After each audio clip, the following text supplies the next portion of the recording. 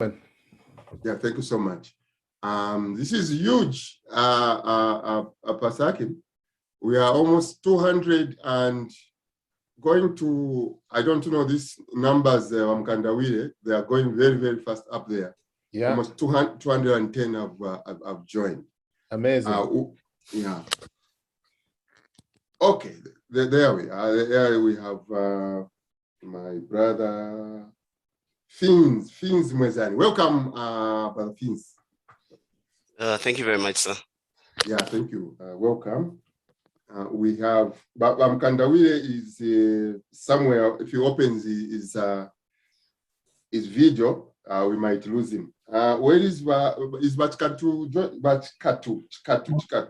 Chiputa? Are you here, brother? All right, so we'll begin. Right, 701, we are going to start. Welcome all, my name is Roger Chari, here in the prairies, Alberta, Canada. And welcome to our business event sponsored by Global Co-op Zambia. Global Co-op Zambia is an investment group based here in the diaspora and in the homeland. Our objective is to bring all members of our society and our community to put our resources together so we can begin to invest. One of our initiatives, which we are looking to do in the month of February, actually, Brother Fins, is treasury bills. We want to invest in the treasury bills. So today we are honored, ladies and gentlemen, to feature the senior members of the Bank of Zambia. Mr. Jacob Mkandawile is the Assistant Director of Domestic Market Operations, and Mr. Fins Mwezani is Manager Government Securities and Dealings. Those who are joining us, please, if you are not... I don't know how to record though. Am I able to record? I'm recording. Those who are going to need the recorded, please let me know. Just send her a note. We'll share the recording. And Mr. Chikatu Chiputa is Assistant Manager, Government Securities Operations. Ladies and gentlemen, welcome. We are almost approaching 300 members, Pastor Akim. So, wow. Brother Mkandawile, probably you are the one I was talking to. You know how the presentations are going to go. Over to you. Thank you very much, Mr. Charlie, and thank you very much to your organization for calling upon the Bank of Zambia to come forth to speak to your group about investing in Zambia's government paper. So first and foremost, of course, we want to thank the Bank of Zambia management for authorizing us. As you know, we need to seek the approvals to undertake these sort of interactions with the public. So we are more than happy to be here and to speak to all of you about government securities.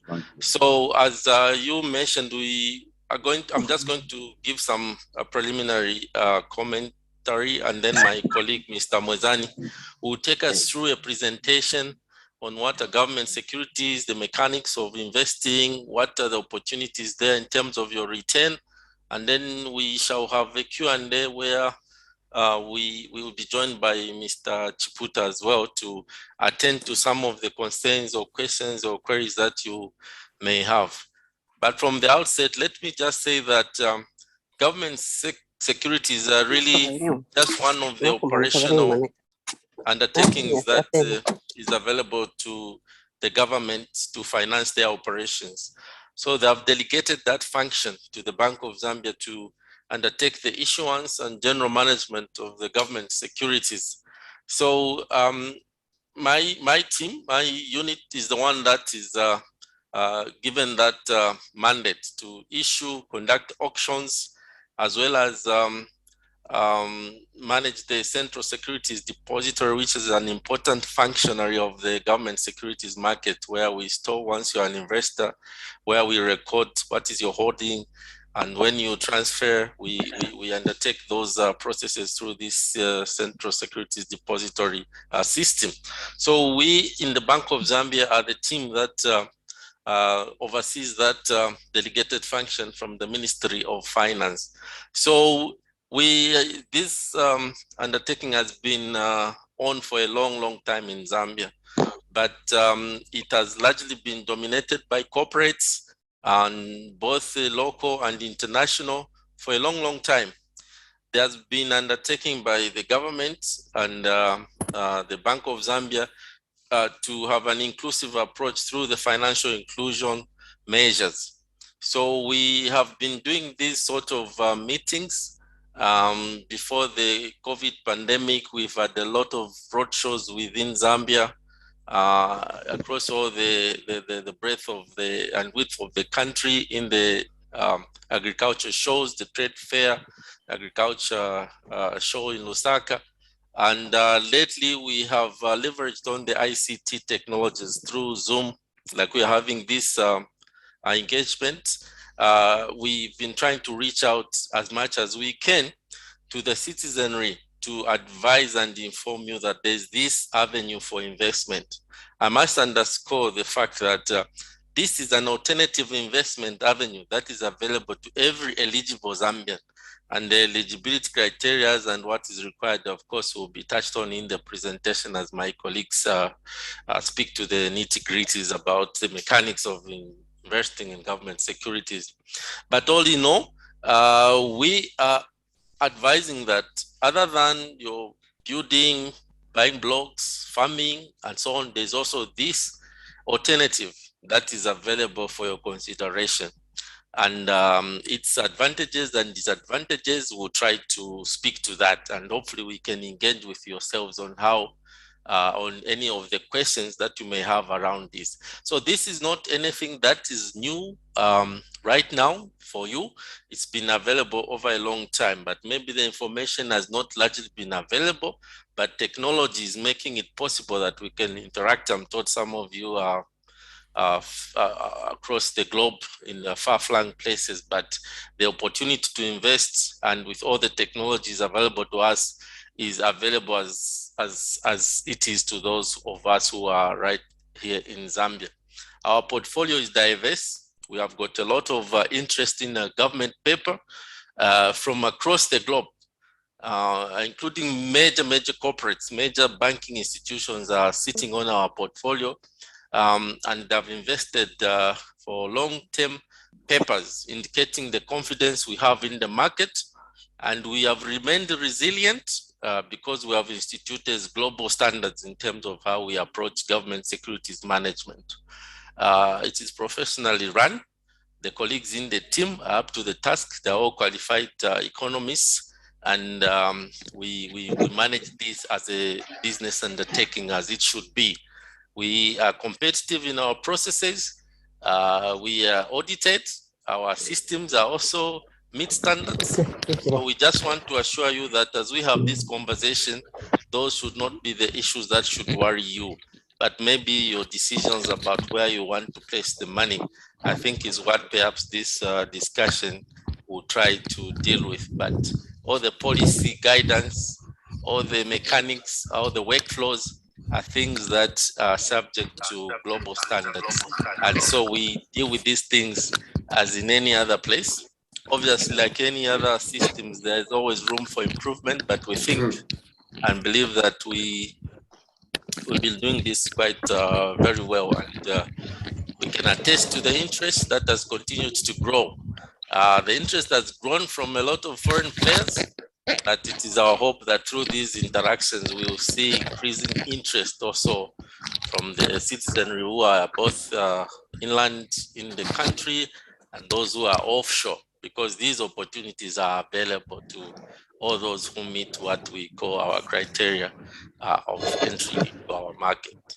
So with that preamble, let me maybe now allow my colleague, Mr. Mwezani, who will just do a PowerPoint presentation to contextualize what we want to convey to the participants in this meeting today. So with your indulgence, Chair, let me allow Mr. Mwezani to just share the presentation and speak to it. Then we can come back to the interaction on the Q&A session. Thank you. Okay, thank you so much. Ms. Clarissa, maybe you can mute everyone other than the person. Oh, I think I can do that. Brother Mwezani, please go ahead. I'll figure out to mute people. That way only you can. Go ahead. Thank you very much.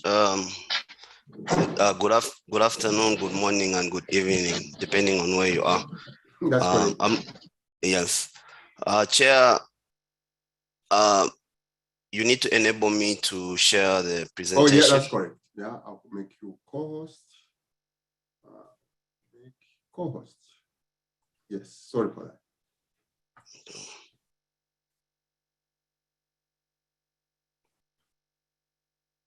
By the way, we are now 500, and the update I made was for 500 people. So we cannot accept any more, unfortunately. I thought we would not go there, Pastor, so I'll be in trouble after the show. You give me a call, that's okay.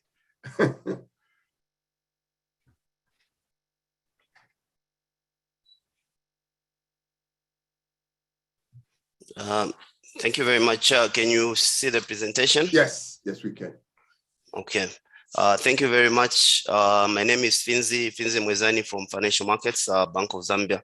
I'll run through the presentation today in terms of investing in government securities. So in terms of our outline, we'll define, we'll just give a brief definition of what these instruments are, and we'll look at the modalities in terms of eligibility, on purchasing them, and the amounts that you can participate on, and then also how you purchase these instruments. Then we'll do one or two computations just to put what we're talking about into context. And then we'll share one or two documents that we usually use, and also explain our results and our prospectus that we send to the public. Then we can engage in questions and answers. So I would ask if you could let me run through the presentation, and then if there are any questions, then we can take them up at the end of the presentation. That is good. Thank you. Okay. Yes. So in terms of what are government securities, these are debt instruments that are issued by the central government to raise financing. Sorry for that. I need to, the number is big. I need to mute. All right. All right. Thank you so much. Go ahead. Oh, thank you very much. Yeah, so we're saying government securities are debt instruments that central government uses to borrow money from the public to finance its operations. Like mentioned earlier, government revenue comes through taxes and any other business that government conducts, but obviously that would not be enough to finance its huge operations. So they will need to borrow, and this is an avenue that the government uses to borrow from the general public. Currently in Zambia, we have two debt instruments, which are treasury bills and government bonds, and government is obliged to pay the holder of the instrument at maturity of any payment. So what are the differences between the treasury bills and government bonds? So treasury bills are short-term instruments. They're usually for a tenor of 1 year or less. So currently we have 4 instruments on the treasury bills. We have 191 days, 182 days, 273 days, and 364 days. And then the government bonds are long-term instruments, longer term. These run from 2 years, 3 years, 5 years, 7, 10, and 15. So we have 4 treasury bill instruments at the moment, and we have 6 government bonds at the moment. One of the differences is that for a treasury bill is strictly a discount instrument. By discount instrument, I mean you purchase its maturity value. You pay less now to get a higher maturity value in future. So for instance, I can give an example of the way you look at a fixed term deposit. If I have 100,000 kwacha today, at 10% after 1 year, I'll probably get 110 at the end. So I say I have a fixed deposit of 100,000. But for a treasury bill, if I purchase a treasury bill of 110, I mean, like in 1 year's time, I'll get 110, but I'm paying 100,000 now. So I purchase the future value of 110. So the treasury bill is called by its maturity value. So when I pay 100,000 now to get 110,000 in future, I'll say I have a treasury bill of 110,000. And then for the bonds, the bonds can either be discount instruments, or they can be purchased at par, or they can be purchased at premium. So that's one other difference between those 2 instruments. And because government bonds are longer term, like I mentioned, they usually over a period of they start at 2 years. For instance, in Zambia, they start at 2 years because they are longer period, the longer term instrument. They'll pay coupons or what we call coupons, semi-annual or twice a year.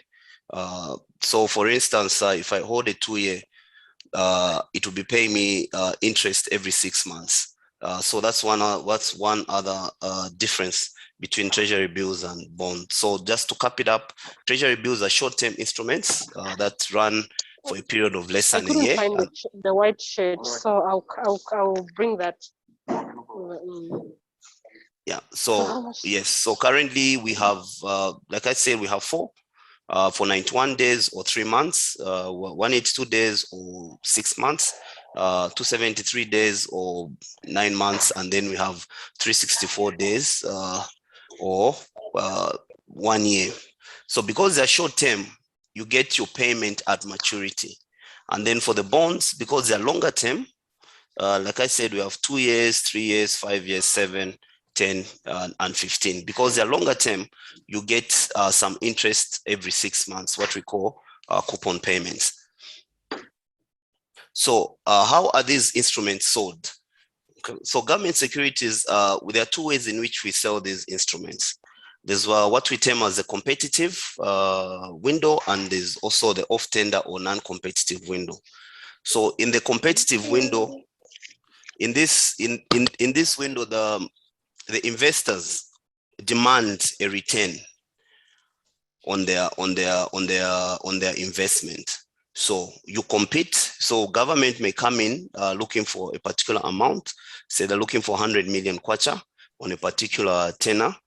And if you're on the competitive window, you submit, each investor submit what they think is, should be paid to them as return. So investor 1 might say I want 10%, investor 2 might say I want 13%, investor 3 might say I want 15%. So you compete. So just like any other borrower, we all want to borrow at the cheapest rate. So we'll start allocating from the cheapest and we go up. So once we allocate, once we fill our basket, say for instance, I fill my basket, the 100 million basket at 14%, but I still have other bidders that were offering me more, say 15 and 16%. And I decide at 14 I'm okay, then the ones that were above 14% will be rejected.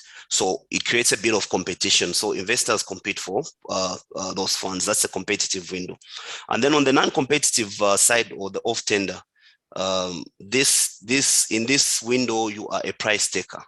So in this window, you do not, you are not affected by what, you are affected by what the competitive guys will say, because that is what will be allocated to you.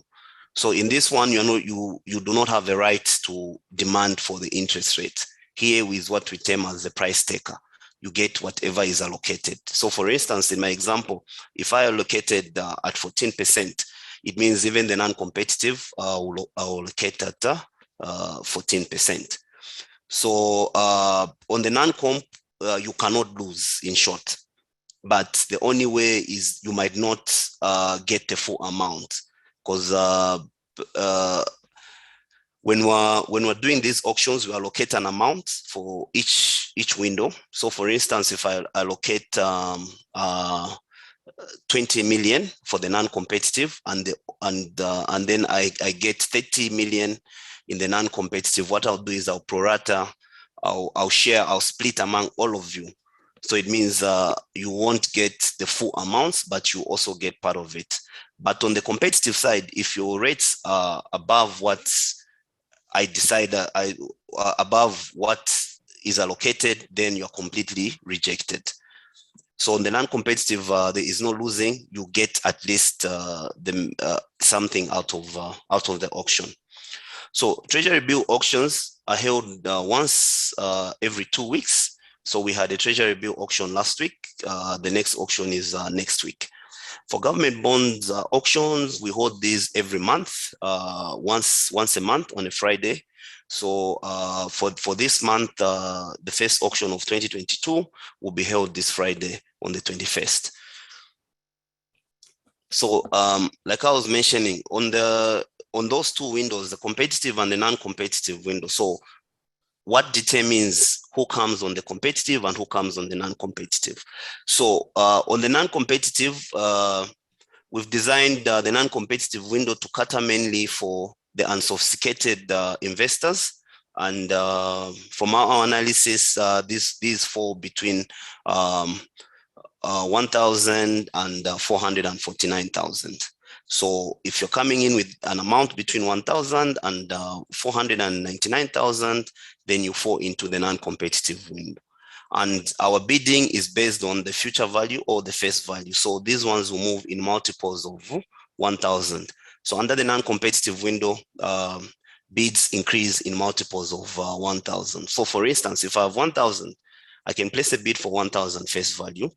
The next tranche will be 2,000. So I can't do 1,500. I can't bid for 1,500. I move in tranches of 1,000. So between 1,000 and 499,000, I'll move in tranches of 1,000. And then for the competitive window, these are for amounts between, 500 and above. The limit on this one is how much government is looking to borrow. So if government is looking to borrow, say 200 million, and you have the 200 million, you can place a 200 million on the competitive. So, but the minimum that you can place on the competitive window is 500,000. So who is eligible to participate on government securities in Zambia? There are no restrictions in terms of participation. Anyone is eligible to participate, as long as you hold what we call a CSD account, or Central Securities Depository. This is an electronic account that we use to keep record of all your investments. So since there's no restriction on how many instruments you can hold, we need a record to keep your securities. This is very important because one, in terms of any disputes, in terms anything happens to you, it's very easy to trace back and pick on this instrument. It also gives the investor that comfort. It also gives the investor the comfort It also gives the investor the comfort to keep track of their investments, their payments when they are due and everything. So we need we need all participants to register for the Central Securities Depository. So the participants that are eligible: business houses or legal institutions, foreign entities. Like Mr. Mkandari had mentioned, we have a lot of these foreign investors that come through, and they come through with huge amounts of funds. Then we have individuals, both residents and non-residents. So this is just a sample of our CSD application form. So as an interested or would-be investor, you'll be required to fill in this form and send it through so that you're created on the Central Securities Depository, or the CSD. So it's a basic KYC form. The first part, just the normal KYC: your name, age, your ID numbers, your address if you're in Zambia, or your address if you're abroad, your email address. Then the second section is your settlement. We would want to be dealing with these payments are supposed to be paid to you directly, so we need your account numbers. And as a requirement to participate in government securities in Zambia, is that you will need to have a local commercial bank account, because these are Kwacha denominated instruments.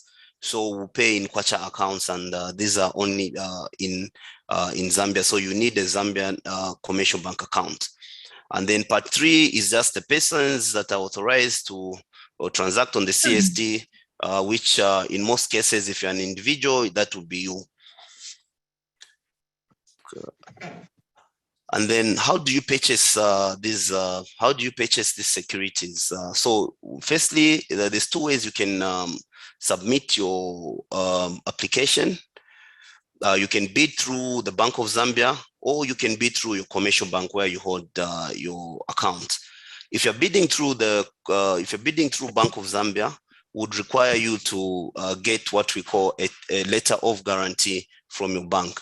This is to give us comfort that the bank should give us authority that in case or in an instance that you're awarded the security or your investment goes through, we can go ahead and get the money from your bank. So what happens is your bank will get the money, then we get the money from your bank. So with that letter of guarantee, we get the comfort that we can go ahead and place a bid for you.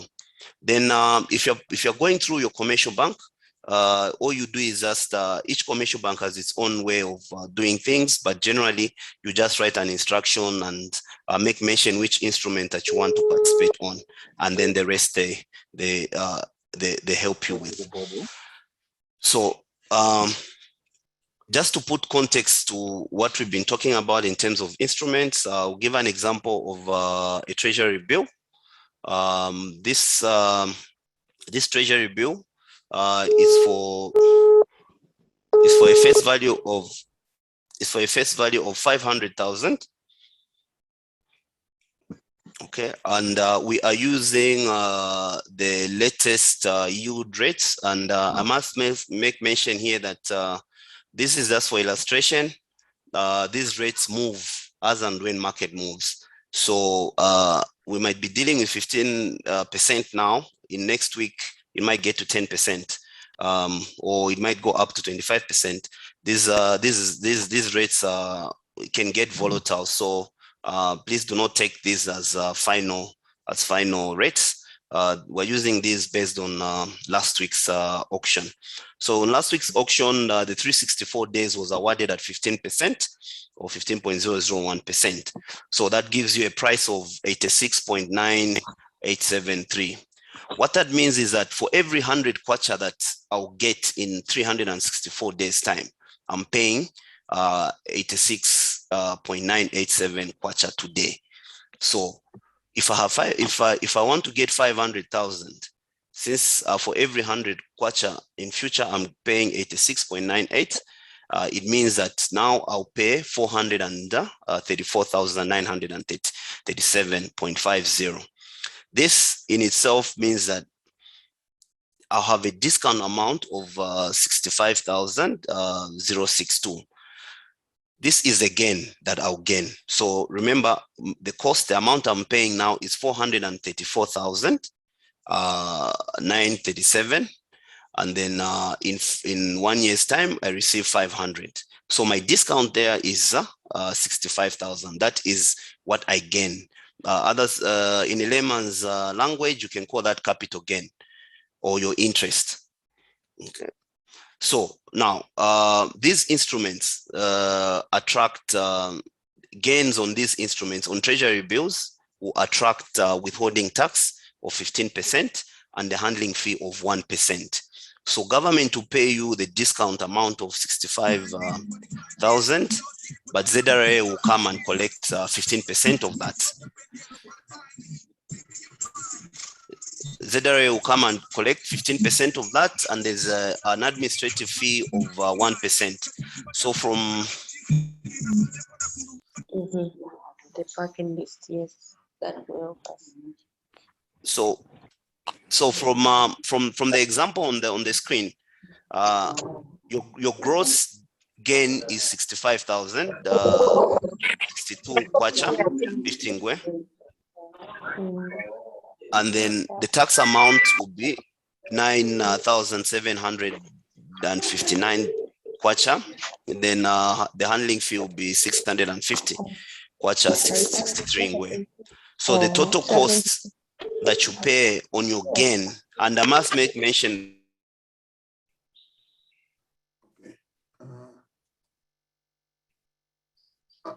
Brother Fizz, just unmute because I had to unmute everyone. So okay, now you are the only one. And okay, thank you very much. Sorry, go ahead. Thank you very much, Chair. So I was saying, tax. I must make mention that tax is collected on your gains.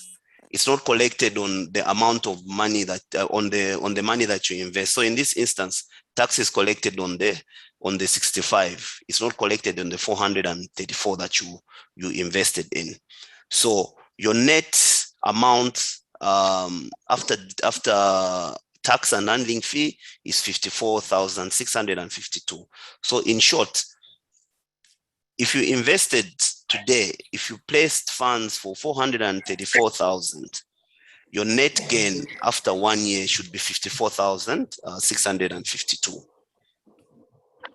So what will come to your account will be the amount that you paid and the net gain, which comes to 489,590 kwacha.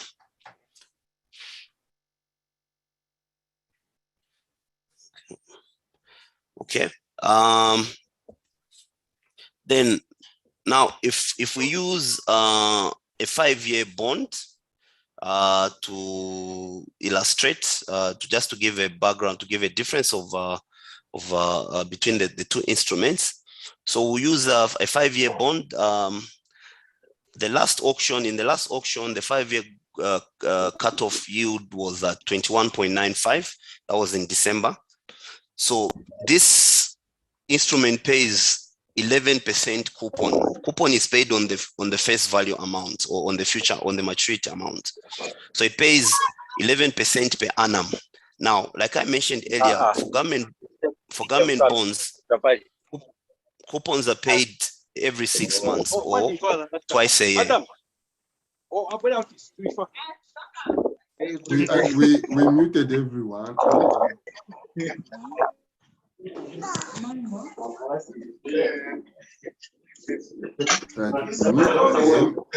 Admin, please unmute everybody. You just unmute yourself. Oh, can I put this? Okay.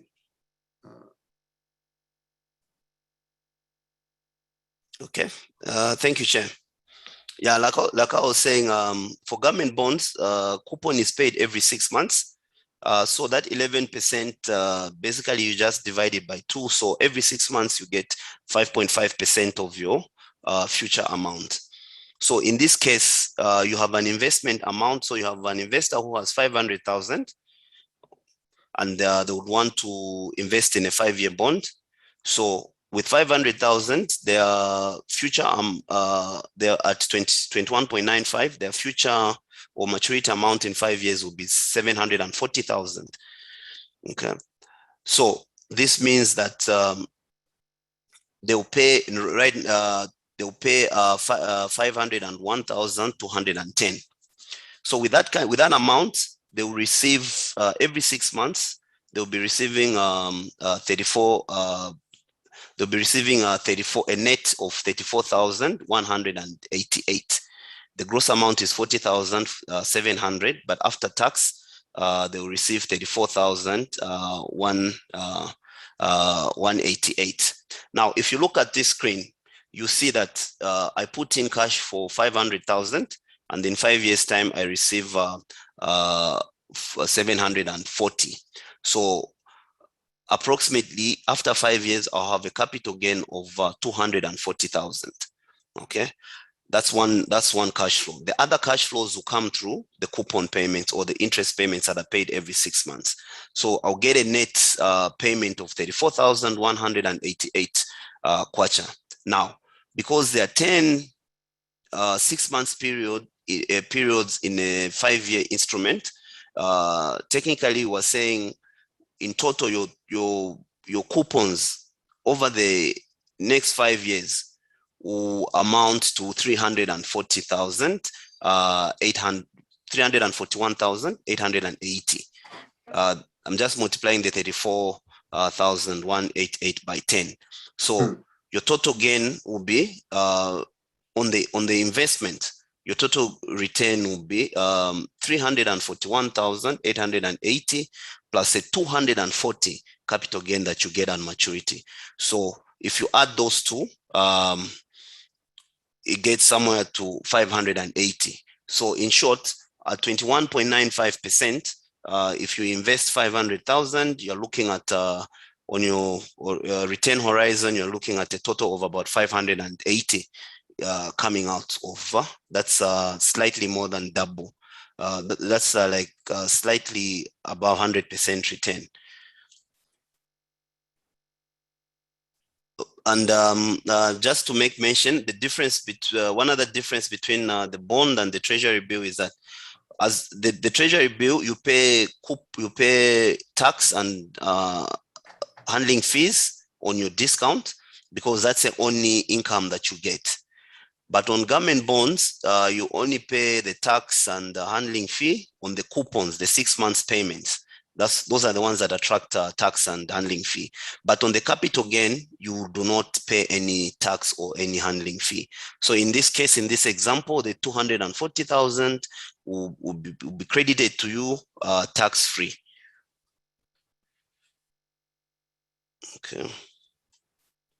Sorry, let me just. Okay. This is a sample.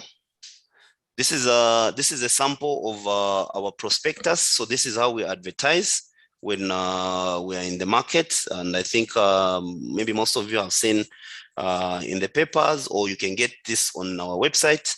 So this will give you an indication of what we are offering in terms of government security. So this specifically is just for the bonds. So for instance,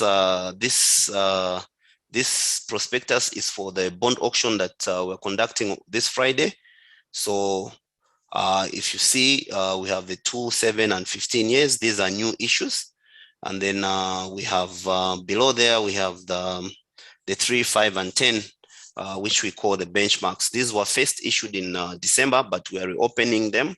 The reason we reopen them is because we want to increase volumes on them so that they become attractive. It's easy. It's good for the secondary market when you have instruments that have a bigger volume, because it's easy to buy and sell it if you want to sell. And then, so these are the results. This is a sample of the results for the last bond auction that we conducted in December. So I'll just run through the first one just to give an indication of what we're talking about. So the first one is a 2-year bond. what we offered, what we were looking for to get on the 2-year bond was 185 million cash. That's what we invited. Then what came through in terms of face amount, face value, what people wanted to get at maturity was 565 million, 0.46. And that's in terms of cash, they were ready to pay 519 million. So you can see the demand in these instruments. We were looking to get 185, but what we got, what came through as subscription was almost 520 million. So what we allocated 342 million at face value or maturity value, which translated to a cost amount. So we collected cash that was collected was 292 million.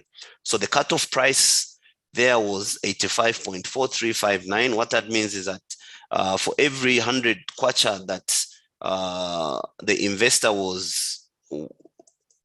is going to get in 2 years' time, they paid 85 kwacha, 85 kwacha 4359. And the cutoff yield rate there was 17.99. Then that range of successful yield rates gives you an indication of what rates were accepted in terms of the competitive side. So the minimum rate that came was 15%, and the highest that was accepted was 17.99. I must make mention that if you look at, so this is a range, there were a lot of bids in between the 15 and the 17.99. But because in Zambia, we use what we call the Dutch system or single pricing, so all eligible bids that have been accepted will be awarded at one single price. So the investor that came in at 15% was upgraded to 17.99 because they fell in within the accepted range. And then we have a range of unsuccessful yield rates. So you can see how competitive this instrument was, because even though we cut at 17.99, we had just about 150 basis points above that as the maximum yield rate that came through at 19.5. So between 18% and 19.5, those bids got rejected. Yeah. So, and then what are the benefits? What are the benefits of investing in these instruments? Okay. So number one, basically it is an alternative investment that we give to investors. There are a lot of these investment opportunities that are in this country. Others are going into real estate, others are going into farming. So these provide an alternative investment. And because, especially for government bonds, because they have a horizon that is over 1 year, it gives an opportunity for people to plan ahead, as opposed to the normal fixed deposit that runs for 1 year. So if you have plans for 5, 10, 15 years, it's very easy to make plans using this instrument. And then they are paperless. Like I said, we hold these instruments in electronic form under the CSD, so you do not have to carry papers. Gone is the time when if you lose the paper, then you have to go around through the police affidavits and everything. This right now, it's paperless. You can get a copy if you want.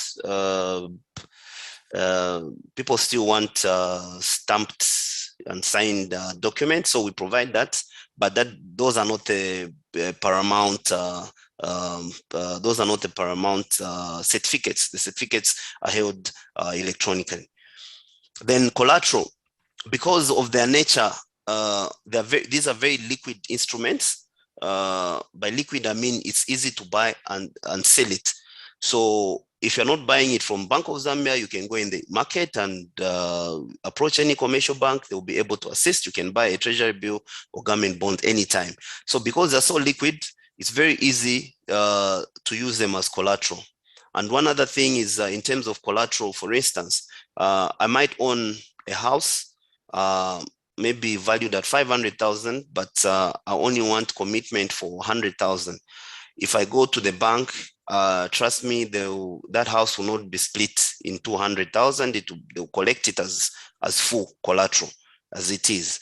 But with these instruments, if I have an instrument for 500,000 and I want to borrow 100,000, I can split it and just give the bank 100,000 and I remain with the 400,000. So it's a very liquid and very convenient form of collateral. And the fact that it's liquid, in case you default, the commercial bank will easily turn it into cash. So it won't take those that have tried to borrow, or those who've borrowed using real estate, you know how long it takes. You have to go through all these issues with lawyers and the Ministry of Lands. But with these ones, it's just 1 or 2 days, because it's acceptable instrument. It's as good as money. Your papers or your credit will be processed quicker. Like I mentioned, they're safe and secure. We keep them in electronic form, and they're backed by the Constitution. And also, as Bank of Zambia, we being advisor to government, we make sure that these instruments are settled on time because of the repercussions they might have on the financial market system. So in terms of risk, they're relative risk-free. In terms of default, locked-in instruments, they're called, these instruments are called fixed-term instruments, in that the interest rate that we agree today will be binding throughout the life of the instrument. It does not matter what happens in the future. If interest rates fall, you still benefit from your locked-in interest rates. If interest rates rise, unfortunately, you locked in your interest rates. So they are not affected. Once you lock in the interest rates, that's it. It gives you an opportunity for you to plan, because your cash flows can never change. Your cash flows will be fixed. You know how much you'll be expecting, and so with that, I'll end my presentation, and I think I'll hand over to Mr. Mkandawe to pick up on the questions and answers. Thank you very much, Chair. Oh yeah, thank you so much. Thank you so much. Is Mr. Chiputa in? Unfortunately, I don't know if I'll be able to find him. Let me just allow everyone to unmute.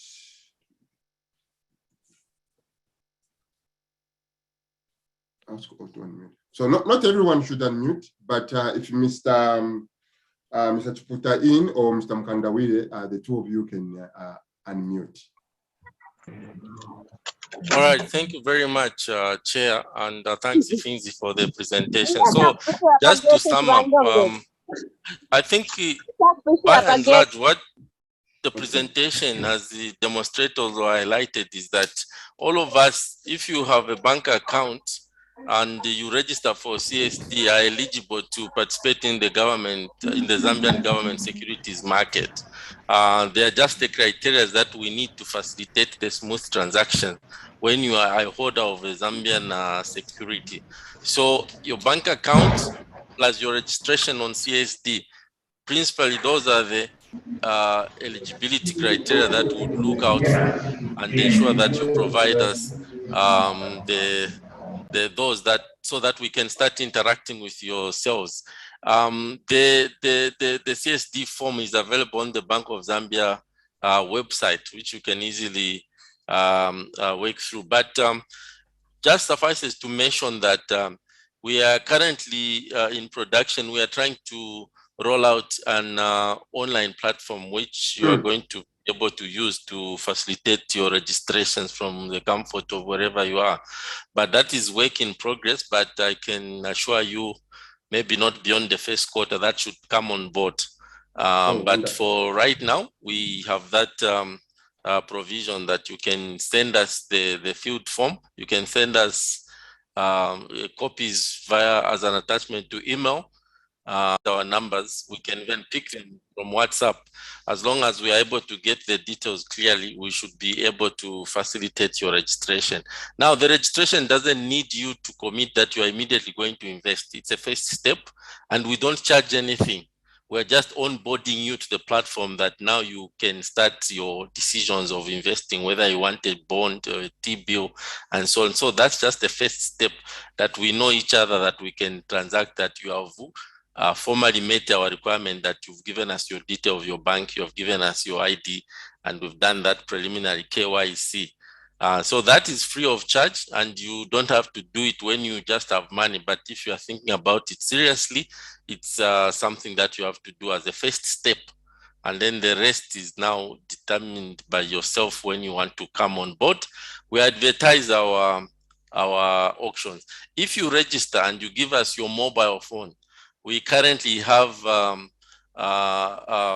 alert mechanisms on this platform. We'll be able to tell you every time we are in the market, we'll send you alerts that there's a bond, for example, that is coming on this week on Friday. So if you're thinking about investment, it's a reminder. We do the same for T-bills through your mobile phone. Those who are already, I think, registered here may attest to that. So we are trying to improve towards more electronic forms of operationalizing government security, but we would assure you, you will see a lot of that progress on this space. As you get more interested, these things should be getting rolled out as soon as possible. So we do understand the challenge of this physical undertaking on which you register, but we can assure you it's receiving very, very active attention, and we should roll out in the very, very near future electronic platform. So just watch this space. We are doing that. We are in testing phase.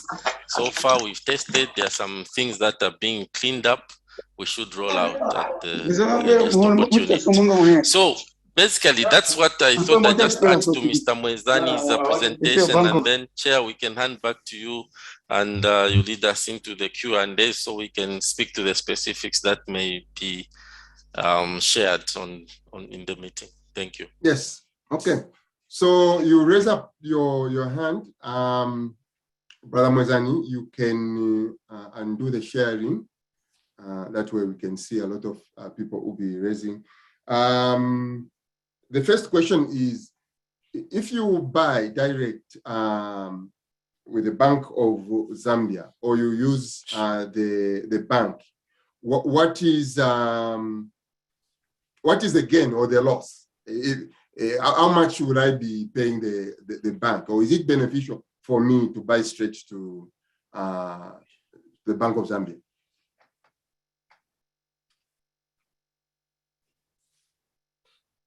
Either Mwezani or Mr. Mkandawire, you can have. Okay, I'll pick it up. Mm-hmm. Yes. Well, right now, when you come through Bank of Zambia, there is no charge that is charged for coming through Bank of Zambia.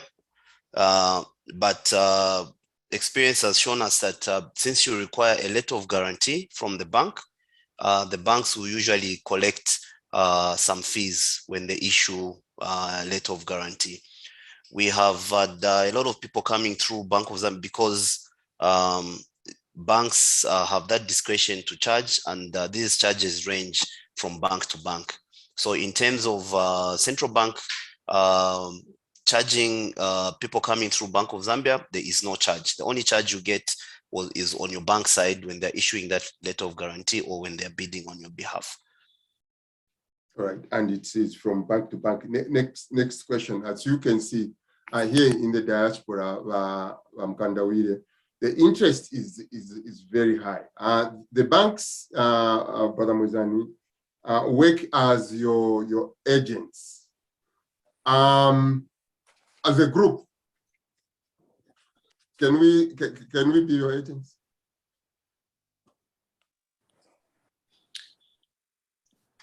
I believe you are. For you to organize for you to organize an audience this large, I believe you are.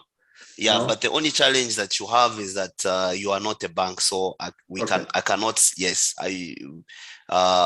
we usually because we have to pay and collect from a settlement agent, and currently our settlement agents are commercial banks. Yes, sir. Okay. All right, we'll go to the hands which are up. Pastor Akim Hamakuri in Indiana, somewhere there. All right, No. thank you, Mr. Chairman, for allowing me to ask a question. This question goes directly to Mr. Mwezan. First of all, I want to thank you for that great presentation of the program, highly presented. The question I have for you is, are you able to share your PowerPoint to our organization? Yes, we can. I think after this presentation, my director, Mr. Mkandari, will be able to share the presentation to the chair. Thank you so much. Dr. Alex Manda, and then Ms. Rosie will go in that way. Dr. Manda, please go ahead. Thank you very much. I think this has been a very great presentation.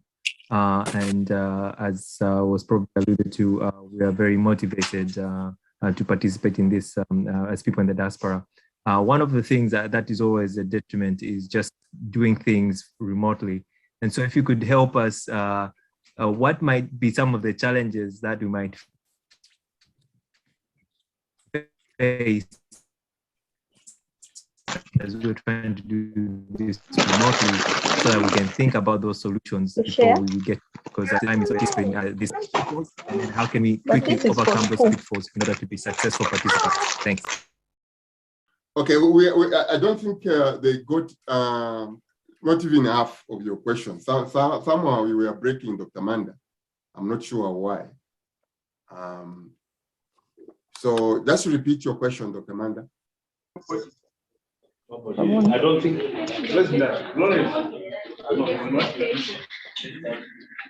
Now, since I can see people's hands, again, I mute all, but I'll be allowing the hands which that's where the background noise is coming from. Almost 700 people who are here. We cannot control it. Dr. Manda, can you please come back and ask your question? You were cutting, we couldn't.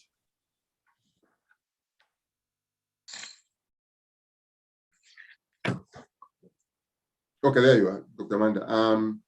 Yeah, unmute and ask to unmute. All right, thank you.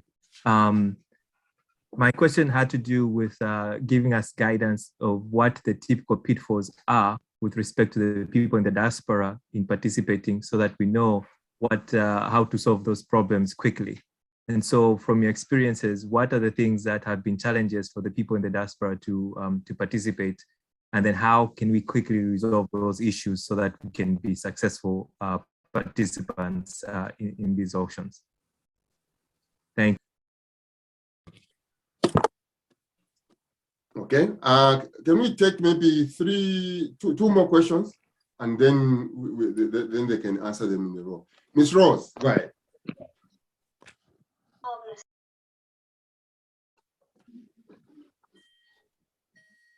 Just unmute your mic, Ms. Rose. Tell us where you are joining us from, and then ask your question. Okay, Ms. Rose, we can't for some reason. Are you talking to yourself, Zangi? Okay. Let me see raised hands. Ms. Rose, for some reason we cannot be heard. Maybe you have okay. Yeah, I can see your hand, but we can't hear you. Oh yeah, sorry, I apologize. Yeah, it's my fault.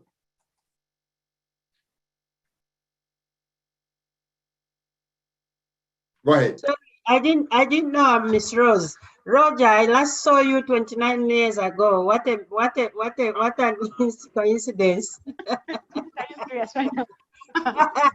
I'm not Miss Rose. Anyway, I'm appearing from the UK.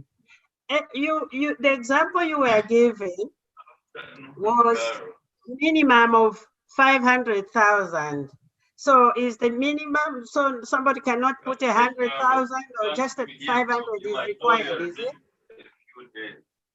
But the NEC will also appreciate to hear from you and all these other colleagues. Okay, they've got that question. I want to see more. I've got like 18 hands, but I need to see them. I'm not seeing them here. Okay, there we go. Miss Kabonga. So the names are calling here, Miss Rose, are the names I can see. I'm sorry, we need to catch up. Miss, yeah, go ahead, Miss Kabonga. Okay. Then, thank you so much. Thank you for the good presentation. I think my question is to a cooperative. If people have formed a cooperative, how can they buy bonds? Do they still register? Because I've noticed companies can participate as well as individuals. So my question is, can a cooperative also participate in that regard? And what's the criteria? How do they register to participate as a cooperative? Thank you. okay, so in that line, and then Brother Elias will come in the next order. Brother Mwezani, take it over, or Mpandawi?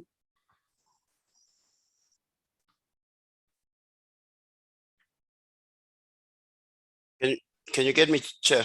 Yes, we can. Thank you. Okay, thank you. In terms of remote participation, what are the challenges? I think like Mr. Mkandawili had alluded to, we are working on developing an online platform that can assist in resolving these challenges that our participants from outside the country are facing. Obviously, but just to make mention that currently, I think what the COVID pandemic has taught us is to use more of electronic platforms. So like currently, the Bank of Zambia is not receiving physical applications. So all these applications are being sent through via email. I think which we'll share with Chair. Sorry, we didn't put that in the presentation. The email address is governmentinfo.securities@boz.zm.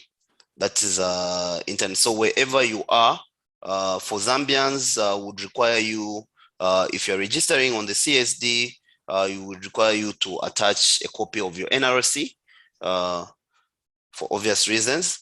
And then if you're foreigners, obviously a copy of your passport. So you can send through those documents via email, and your CSD account will be created. In terms of bidding, I believe if you have a commercial bank account in these COVID times, you probably are able to send through instructions to your bank in the comfort of your home. In the same vein, you could issue instructions from the comfort of your home to your bank or to Bank of Zambia to place. So in terms of impediments to remote participation, as it is now, I think as long as you are connected to the internet, it should not be very difficult. But like I said, we are trying to improve and get through an online platform where you can just do it directly. And then the second question was on the minimum amount. Like I said, these instruments are sold on two windows, the competitive and non-competitive. The 500 that Madam you were asking was on the competitive side, but the non-competitive is for amounts between 1,000 and 499,000. So in short, the minimum amount that you can invest in these instruments is 1,000 kwacha. I'll repeat that. The minimum amount that you can invest in these instruments is 1,000 kwacha. And then the third question was on the cooperatives. Can cooperatives participate? Yes, everyone is encouraged to participate For cooperatives, it depends also. If you are registered, then we'll register you like a legal entity on the CSD. Okay, and if for illegal entities, we need a minimum of 2 signatories. So if you're a cooperative, it doesn't matter whether you are registered at Lands or you're registered at PACRA, as long as you are registered, you have that registration act or registration number, then you can attach that and send through a CSD application form. The CSD application form that we put on the presentation was for individuals, but we have CSD application forms that can be used for legal entities. So for a group of people that is registered as a cooperative, you can use that legal entity CSD application, and we'll be able to register you as long as you have at least minimum 2 signatories with their IDs. Thank you, Chair. Thank you. Another 2 questions. Those who have joined us, we Global Co-op Zambia, cooperative or a company registered here in the United States, in the state of Delaware, and we have members all over the world, as we are called Global. So if you want to join us, please go to our website, www.coopzambia. I don't know if you can see from my background, coopzambia.com. We'll be opening entries for people to register. Our WhatsApp group is full. If interest goes as high as it is showing today, then we can go to Telegram one of these days. Mr. Mwezani's presentation, those who had in 5 years, if you put your money in a bond, you are almost getting about half, 500,000 kwacha. You can almost get that much amount. Where can you get that kind of money here in diaspora? Nowhere. I get 20 cents for putting 5,000 kwacha, $5,000 in something. I get 30 cents after 6 months. Go ahead, Wamugwala. By the way, our discussion was for 1 hour. How many more minutes are you able to give me, Mwezani, on gunpoint? Chair, I would request that you unmute my boss, Mr. Mkandawire. I think he's the one that can guide. Yes. I'll unmute again everyone so that Mkandawire can give us more minutes, a little bit. Ask or to unmute. Mkandawire, please go ahead and mute yourself and give us some minutes, if you can. Thank you, Chair. We can go up to 1:30. Oh, you're a good man. You're a good man. Go ahead, Vilas. Thank you, Chair. Just to add to what you've been saying, I've just posted our website link there on the chat. Just coming now to my question, it's regarding purchasing of these treasury bills and bonds. In many cases, there are a lot of challenges working with commercial banks. What I imply is that everything you want to do with commercial bank, they're asking whether you're providing some kind of, you get a salary through that commercial bank. As the majority of the members of the Global Corp are abroad, what challenges do you envisage would be with commercial bank? Because it might be difficult for people to get letters of guarantee from these commercial banks, because we've seen in the past for every activities that we try to do with commercial banks in Zambia, there's always a challenge for individuals who are abroad. So we need to know exactly whether you require a particular type of account with a commercial bank if you'd like to use them. And to that question, the other point would be, are you aware if those banks, on top of the taxes and other handling fees we are paying, are there any other charges that the commercial banks might charge you on top of the interest? So it's really important to understand, obviously being The Bank of Zambia being obviously the regulator of all financial services and with experience from the banking background, it's important that we understand how we're going to work with these commercial banks. So what's your take on that? Thank you. Yeah. I can't see other people with their hands, but I've allowed everyone to unmute. So if your hand is up, please unmute. Go ahead with your question. Hello, okay, my name thank is you very much. Alex from Plano, Texas. Brother Alex, what was the lady's name again? Olivia. Okay, so we'll go in that order. Brother Alex, go ahead, and then. And David. Okay. Okay. Like I said, my name is Alex Musonda from Plano, Texas. I have a question on which instrument, because I think I missed that point because somebody was making noise in the background. But Mr. Mozani had mentioned that there's a particular instrument where you are not charged interest on that on your gains. This is a problem with unmuting.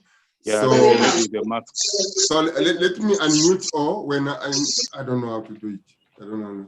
Go ahead. If you are not live, please just mute your phone and only unmute when you are able to speak. Because if you mute all, then everyone will be unmuted. That's yeah, go ahead, Brother Alex. Sorry. Yeah, so I wanted a clarification on that from Mr. Mwezani, which particular instrument one is able to gain on their capital gains if they're not going to be charged interest on. And secondly, probably through you, Chair. And, yeah.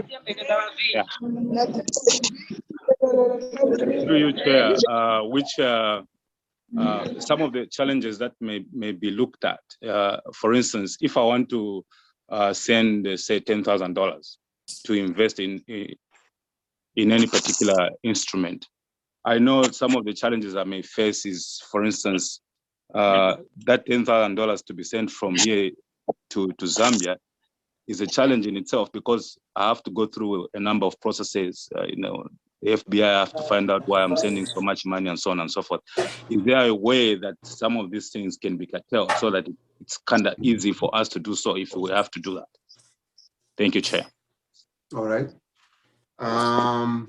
My other, I've forgotten. Go ahead, Sisi. We are the lady's voice. I didn't write your name, sorry. Her name, Olivia. Miss Olivia. Yeah, Olivia. Yeah, go ahead. Go ahead. Miss Olivia. Okay. We don't want to leave here. Then I had a follow-up voice of a gentleman. We didn't get your name. Please go ahead. Miss Olivia, when she's ready, she'll come.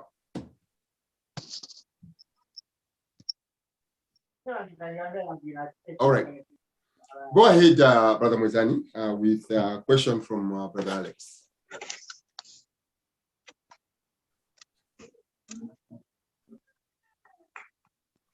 Okay. Thank you. I don't know, if Mr. Mkwandere could come in or. All right. Okay, so I think the first question was on the challenges with commercial banks. Like, do you require a special account to transact in this? No, you don't specifically require a special account. The normal operating accounts, savings accounts, and current accounts can be used, because what happens is as long as you can make transfers in and out of that account, then that account can be used. So there's no special account in terms of which one is eligible it just has to be a transaction account. Obviously, a fixed deposit cannot suffice because that's a different type of account, but any transactional account is eligible. And then also the follow-up question on that was in terms of banks charging.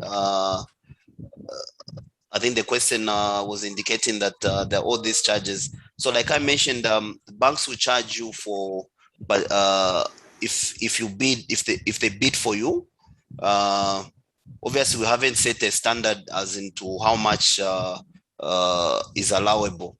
So it depends on bank to bank, and they also charge you if you get a letter of guarantee. So some banks, from experience, some banks will charge a portion of your income if they bid for you. So it is for this reason that most of the people would rather get a letter of guarantee and ask Bank of Zambia to bid for them to avoid banks getting a commission off every income flow. And then your roommate or your house. And then the second question was on which instrument does not charge tax.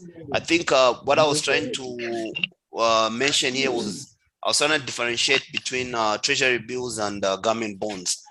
I say that for treasury bills have only have one cash flow. So you invest now, and then at maturity you get your money back plus your gain or your income.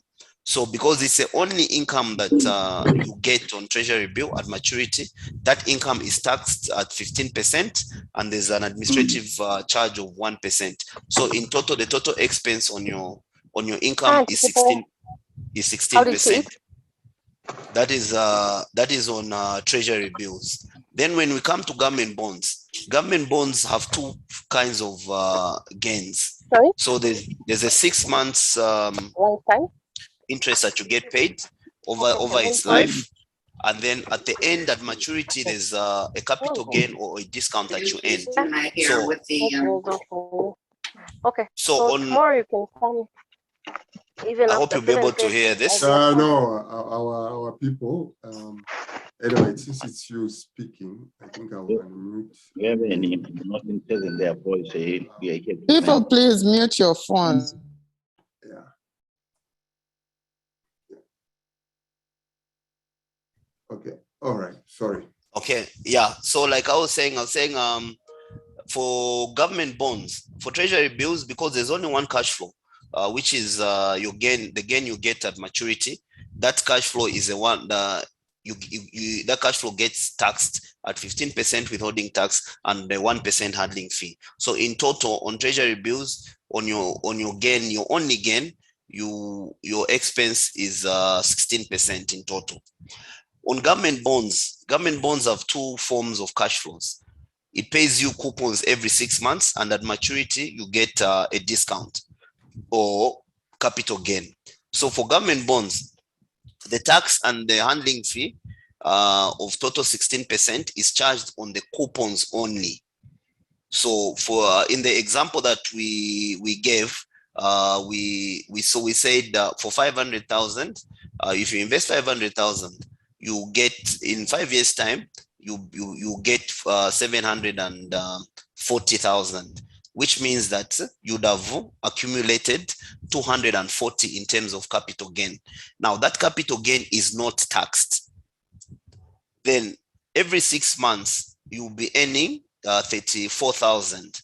Now that 34,000 is net. The gross coupon is on that amount was 40,700. So after tax and the administrative fee, your net amount gets to 34,000. So on government bonds, it's a coupon that gets taxed. The capital gain at the end is not taxed. That one you get it in full. The only reason why the treasury bill, the discount or the capital gain is taxed is because that's the only income that you gain. And by law, most income should be taxed. So I hope I've answered those questions. Yes, I think so. Ms. Olivia, I saw you come. Please and ask or not all to unmute, but only people who are speaking should unmute. Okay, I am here now. Go ahead, please. Thank you. My name is Olivia and I'm in Texas. I had two questions. One of them is there a template online that I can use to see what the prevailing interest rate yield is, like the one that you're going to allow at the next auction? And then also, is there a template that can help me to see how much I will gain? For example, if I intend to put in 150,000 kwacha, am I able to see those figures that the presenter was populating? Like, am I able to see what I can get? Or do I always have to contact somebody to find out how much a particular amount will gain? People kindly mute themselves, please. My last question was, how do I apply for an account directly with Bank of Zambia instead of dealing with the other banks? Because sometimes it's really tedious to deal with the local banks. Yeah. Okay. We have. Okay. My name is Jacqueline. Yeah, go ahead, Ms. Jacqueline. Okay, my name is Jacqueline from within Lusaka. My question is, I heard that the response on cooperatives. My question is on village banking groups, because village banking groups by their nature are not registered legal entities. Can they also participate in government security auctions? Thank you. And my name is Emmanuel. Mm-hmm. I'd also would like to find out if there are measures. Where are you calling from, Emmanuel? Zambia, Lusaka in particular. All right, go ahead. My question is, are there some measures put in place to make sure that money laundering activities are avoided? Thank you. All right. So I'll mute all and then. Good afternoon. Oh, go ahead. We have a fourth question. Go ahead. Yes, Chair. Thank you. This is Victoria Chama from Kawe, Mungushi University. I have a question concerning the banks in terms of, are the banks allowed to set their own bid auction amounts? For instance, there's been quite a bit of challenges when approaching the banks to say, they keep saying you need 30,000. Clearly, Bank of Zambia says the minimum bid is 1,000. So maybe just a response from Bank of Zambia as to say if the banks are able to set their own auction limits. And also, are the banks allowed to refuse or refute to act on individuals' behalf to bid? Thank you so much. All right. Let's add on one last question because our time has gone. After that question, and then Mwezani and Kandawili will answer, and then we can conclude. Yeah, go ahead. The chair. And me, I'm going to leave the house now. Okay, and keep, if you are not going to be able to ask your question, please post your questions. I will forward them to Mr. Mkanda. We will definitely come back to you without fail. Go ahead, please. Okay, through the chair. My name is Elizabeth from Lusaka. So my question is with regards to, once you have already invested, is there an option to roll over upon maturity, or is the registration the same? Thank you. Okay, good question. Okay, so the rest we can, I'll unmute everyone again, and then Ramazani and can come in now. I'm kind of with.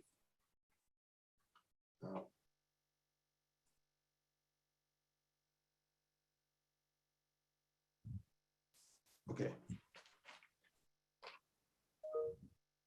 Go ahead, Brother Muzani. When you cross over to Mkandawili, that's when I will unmute everyone, because Mkandawili is not on video, so I cannot see him to unmute him. Okay. The first question talks about was asking on the template online if we have these yield rates online.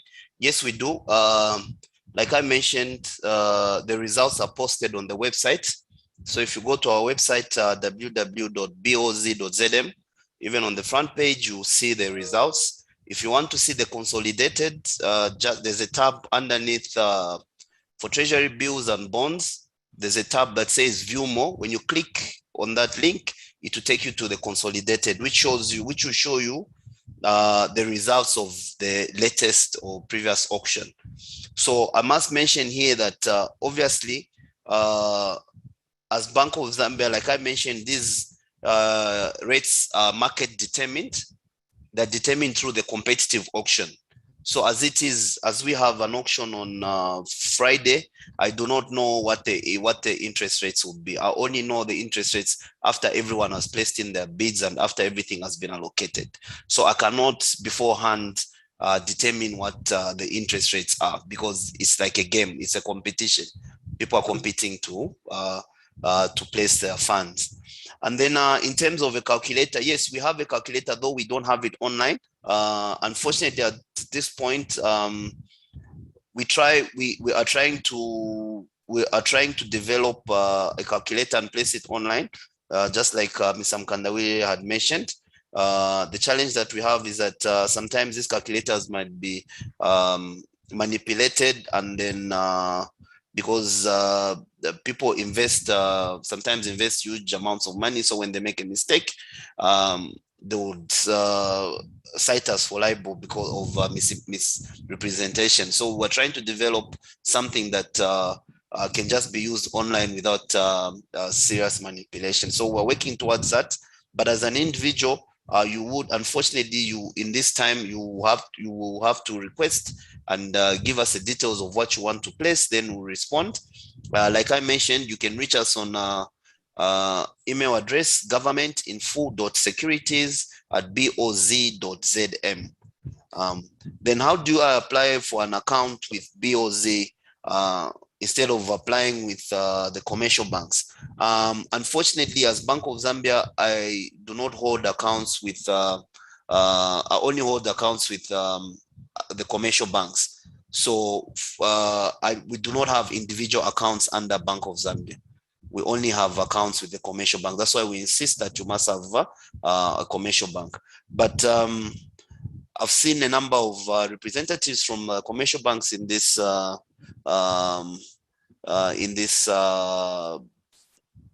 discussion, and I'm thinking they'll be proactive to get in touch with a Global Corp to see how best they can get these accounts. Because from OnLook, if I was a commercial bank, I see a lot of potential in this. In this discussion. Then there was a question on village banking groups that are not formally registered. Well, as it is now, you either register as an individual or you register as a group. Now, if you're going to register as a group or legal entity, we'll need a form of registration. But that's not to say that you can't. I believe as village banking groups, you have representatives that can open. Unfortunately, in this instance, it means you have to trust one or two of those individuals. But I must encourage. I must try and encourage to say it doesn't necessarily have to be a proper legal entity. There are many ways in which you can register a group in Zambia. So I would encourage, and also that protects you from all these unnecessary financial crisis that you would have by entrusting one individual.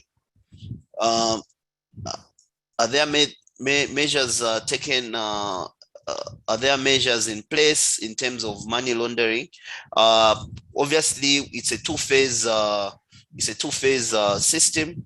The first point is obviously on your commercial bank. That's why we insist on the commercial bank. So the commercial bank does the know your customer, your KYC issues. From that, if that is not picked up, we also do our own KYC issues.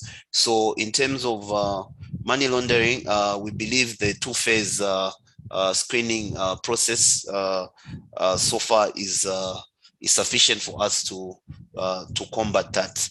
And then on on the minimum amount, like, yes, there's a question that said, are banks allowed to set minimum amounts? No, they are not allowed to set minimum amounts. And if there's such a query, please forward it to government, or you can write to the Director of Financial Markets, Bank of Zambia, to cite your concern. But I must say that, like Ms. Mkandawe had mentioned, these instruments were mainly, participation was mainly was mainly done by the big corporates. It's only now that individuals are getting interested. So you must also, as much as banks, because we have a lot of bank representation across the country, but we must be alive to the fact that you might be dealing with a particular individual in a bank that doesn't have the full information. So in as much as you would want to cascade a bank, you must also understand that it's also a learning phase for most of these bank officials. But in terms of allowing the minimum amount that has been set is 1,000 kwacha, and no bank should in that instance refuse or deny you the opportunity to invest 1,000 kwacha. If you have those queries, you can drop us an email at government.securities@boz.zm, or you can write to the Director of Financial Markets, Bank of Zambia, and then we'll be able to respond. Then the last question we got was on the rollover upon maturity. Unfortunately, this rollover has to be done by yourself, because each instrument is a contract between you and government, with government promising that they'll pay you at maturity. So because of that agreement, that at maturity, that money has to be transferred into your bank account. But once that's transferred, if you want to participate in the next instrument, you can go ahead. And like I mentioned earlier, we have 10 instruments, 4 treasury bills and 6 government bonds. The only thing that is limiting you to participating on any or all of them is the amount, is your funds. So for instance, I have 6 instruments on offer this week on Friday. If you have the funds, you can place on all of them. You can place some on 2, 3, 4, you're not restricted. Next week, there's treasury bills. If you want to participate on all 4 treasury bills on the 91 days, 182, 273, and 364, you are not restricted. You can place however much funds you have, and I think so. There is no restriction, but once you enter into that contract, the contract says you need to be paid. So government will not hold on to your money and reinvest it itself. You have to do it, because in doing so, you might be accusing us of not paying you. So we have to pay you first, then you make the decision to roll it over. Thank you, Chair. Back to you. Yeah, you're welcome. Mr. Kandawire, please unmute and just your last word. And out of curiosity, I don't know, Brother Muzan, can you answer this? Or you've talked about the foreign investors who are investing. Who are these people? I'm just interested. People are taking our money. Wow, we the owners of the land don't know about these things. Yeah, it is painful. Thank you.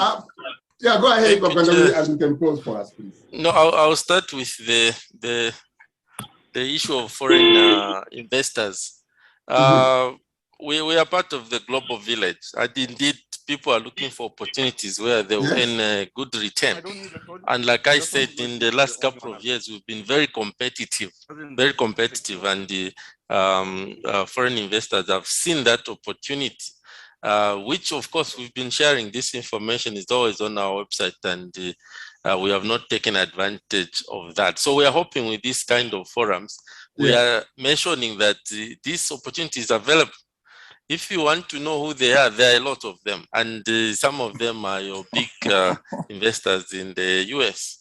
I don't know if legally I would be allowed to mention them, but I can assure you, sometimes they come with one bid that can take the whole entire offering in the market.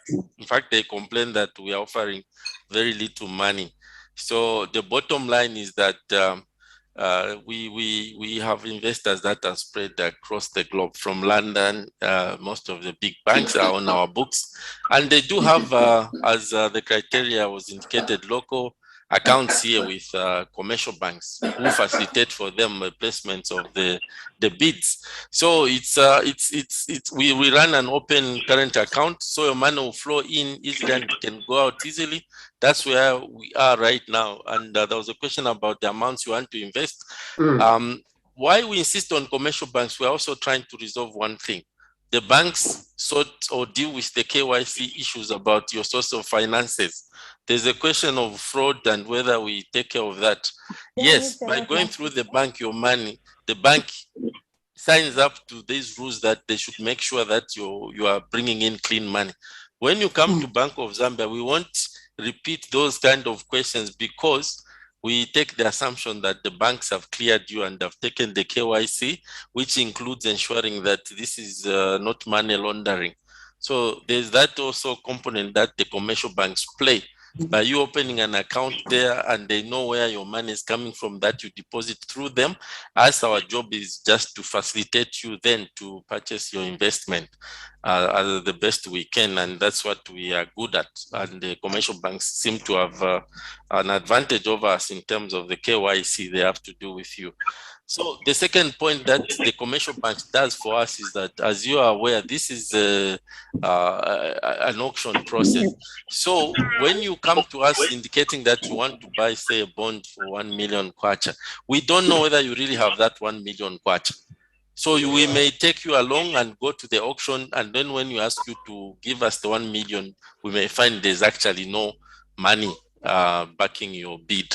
So that backing and assurance that there's money is what that letter of guarantee does, because the bank will say, yes, this person has an account with us and they've got money up to that extent to place a bid on that. And if you say it's 1 million, the bank is going to ring fence that sum in your account for the purpose of that auction. If you are successful, that's the money that Bank of Zambia is going now to collect and give you the bond.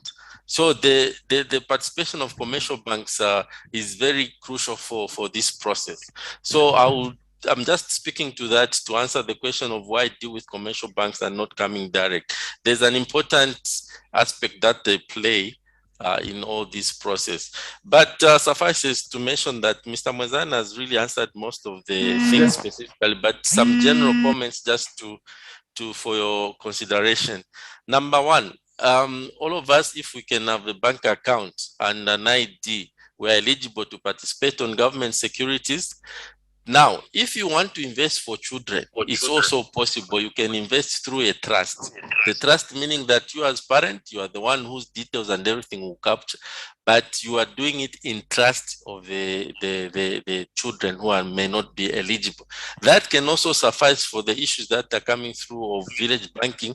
Can you entrust someone and there's documentation that you are doing this in trust? So again, you can be facilitated that way to have government securities for your organization or your arrangement. You can invest through trust or as a representative of some arrangement or family and so on. We have those type of accounts where parents are holding the securities on behalf of the children, of course, planning for future. Number two, we don't charge anything to register for CSD. Please take this announcement very clearly. We don't charge anything. We know there are some who may want to say they'll facilitate at a fee and what.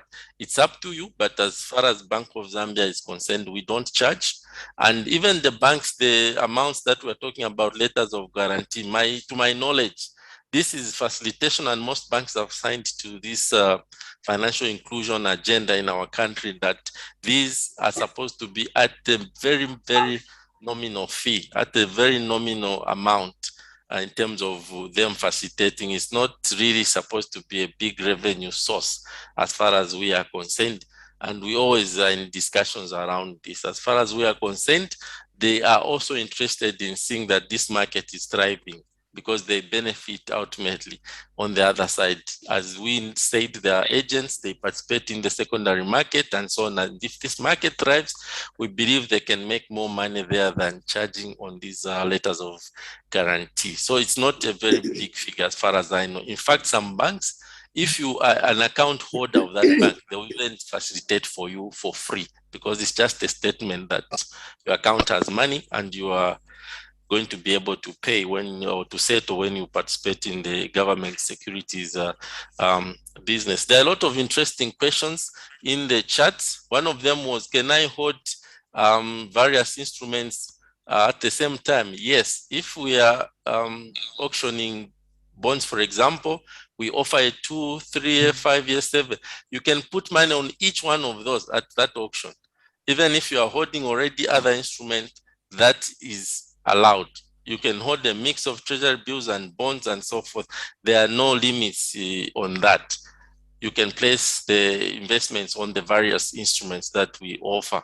That should not be something that constrains your investment. So you are eligible. Rolling over, Mr. Mwezani has already talked to that. You can roll over as the other one matures. You know there's a forthcoming bond. It's to indicate to your bank that when they receive the money, they place it again. If you are coming through a bank, or if you're coming on your own, seek the letter of guarantee, come back and indicate you are placing your funds on the auctions as it were. So I thought those are key issues that we need to take on board as we get to consider investing in government bonds. We are available. The email has been shared. And I can assure you there are a couple of people who sit on that email address. So there is response, at least we promise within 24 max, 48 hours, you will receive an indication that your matter is being handled or being processed, as it were. So the onus is on your end in terms of getting facilitated. Ours, it's a job we do every day to make sure those interested get facilitated as smoothly as we can. Obviously, the challenge we alluded to is that we still have to engage through emails and so on, but we are going electronic. In the very near future, you'll be interfacing with a platform for registration, etc. That's what we are doing right now on the development side of the infrastructure to facilitate this investment avenue for all Zambians, I must say, those that meet the eligibility criteria. Sadly, as we said, there's been a lot of foreign participation. Nothing wrong. They see opportunity. It's an auction. They get successful, they win. But it would be nice also that we start growing the retail side of the local players on this market. For us, it is good for the market. It is good for those investing. You are not only investing to win, but you're also contributing to development, as it were. And we would like to believe that from our local investors, you are stable, you are here, you won't run away from the investment on any flimsy reason. And so it is useful that all of us consider this. I want to appeal to you, those who like to research, check other countries, the percent of the local players on this kind of market. It's the majority. So for us, we are trying to play catch up. And so we hope these sort of things are helping us to make our minds understand this is an investment that is available to you. The requirement is very, very minimal, actually. So we hope we have managed to address some of your questions, allay some of your fears, and more importantly, advise that this entry is very at minimal cost. Don't spend a lot of money trying to register for this. And please also understand, when you come through a bank, there are two ways. You can go in as a bank. The bank is the one that will be the first we are seeing, and they're doing it for you. They have charges for that because they will play a financial advisory role. Then there's another way where you come straight, we see your face and you have your CSD account. There we'll see you and you see the messages that we send out to the investors registered on our account. If you registered and through a bank and the bank is the one that we are seeing, you may not see those messages. So get this very clearly that you can register directly with us for a CSD account and we will see you directly and communicate with you directly. If you just went to a bank and told the bank to facilitate for you, you remain in the background, then we will not see you be communicating with the bank, but whether they will also give you the messages is another matter. So be very, very clear about that. I've seen some questions that are invested with one commercial banks. I don't see the alerts and things like that. Depending on the arrangement, do you have a CSD account number? If you have, then we can deal with that. But when you don't have, it means it's your bank facilitating you another arrangement, and anything else, as we are only seeing that bank's face with us. Some banks have got this wealth creation undertakings and so on. There are also avenues. They have also their own advantages they give, but I just wanted us to appreciate that you may not be seeing our messages directly because of maybe the way you have invested. If it's through a commercial bank, then you may not see us directly face to face. So Chair, that's what I just wanted to highlight, some of the key issues that our prospective investors may need to understand and hopefully take on board as they consider their various investment options. We thank you very much for the opportunity to share. Thank you so much. I'm still to see how much money the foreigners are taking away. The numbers we get from Brother Mwezani, 500,000, and then they're taking the other half. What is wrong with that? I don't know. At the moment, but let me say this, at the moment, in terms of total, what we are holding, they are not more than 25%, maybe normally they have been ranging around 15%. So it's not very big, but they are regular.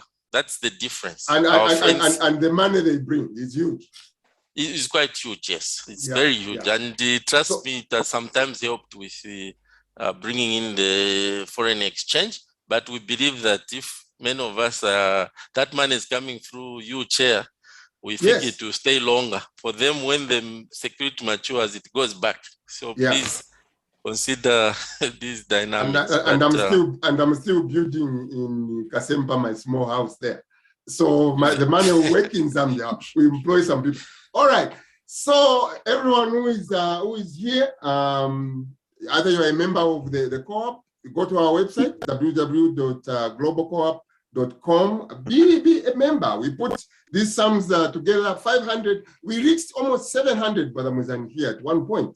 If 1,000 of us put $1,000, that's 500,000 kwacha. How many people can we put to employment when we did that? 1 minute, I'll just give to our own one and only pastor who will give a word of thanks to the Bank of Zambia for coming. Let's be in partnership, Mkandawile wa Mwezani. Your encouragement has really helped us to bring all these people together. Pastor, just give a word of thanks to our sponsors and the people. We didn't know on Tuesday people will be this many. Thank you so much. I will ask you to unmute. Thank you, Mr. Chairman, for this wonderful opportunity you have given me to speak on behalf of the corporation. On behalf of the corporation, I would like to thank all the attendees who came to listen to this great, wonderful presentation in terms of investment. And I want to thank the participants from the Bank of Zambia for opening our eyes. Actually, you have just energized us to look back home so that we can invest. Here, the investment that we make, really, the gain is very little. So be assured that we will be a long-term customer to you. I encourage all those people who attended to join the corporation. We need to capitalize the potential that we have in numbers. The numbers that we have, there is nothing that we can do. We will grow big. Yes. Bigger than we can ever imagine. Thank you, Mr. Chairman. Back to you. Okay, thank you, Brother Mwezani. You are free to go, Brother Kandawire. We are in touch, and we are going to grow from here. I can promise you. Thank you so much for your time. Those who want to remain, ask maybe a few questions about our co-op, feel free. we can talk. But Mwezani, sorry for keeping you late. Have a good day, my brother, and thank you so much. Thank you, Chair. A quick question. What's a website again? Website for the Global Co-op? Yes. Oh, we'll give it. Don't worry. Let Mwezani go. We'll give you that one for everyone. And also, where can we find the recording? The recording, if you shared your email or your phone, I'm going to download it and I'll find a way of sending it to you. Somehow I have to find a way. But there were 700 people here. I hope not more than 100 people are requested for the recording. However, we will just give you a link. We have, I think, a YouTube connection where we send them. So share the link where you can go and watch the recording. Yeah, brother. So that was our presentation. Our presentation is over. It's taken about an hour and 50. I think it was unrealistic to put 1 hour to talk to 700 people. That was unrealistic. Very unrealistic. Brother Joel Mufulari. Brother Joel, how are you? Okay, I'll ask you to unmute. Okay, I'll ask everyone to unmute, but some people will be doing the Fimo. Hi, how are you? We are well, yes, we haven't had the introduction of the Global Co-op.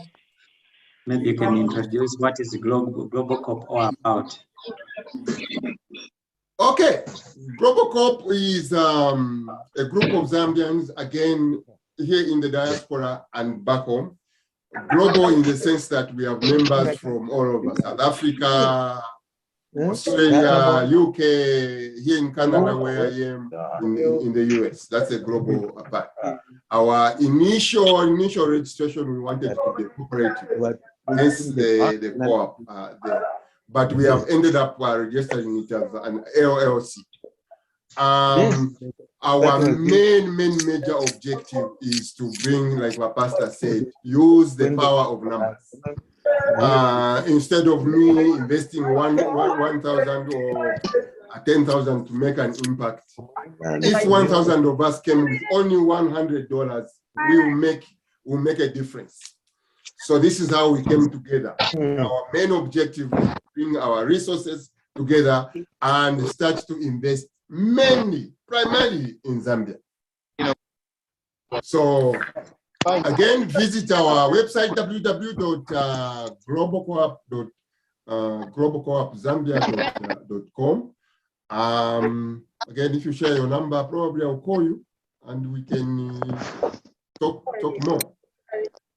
You can become a member by putting in $30, which is about 500 kwacha.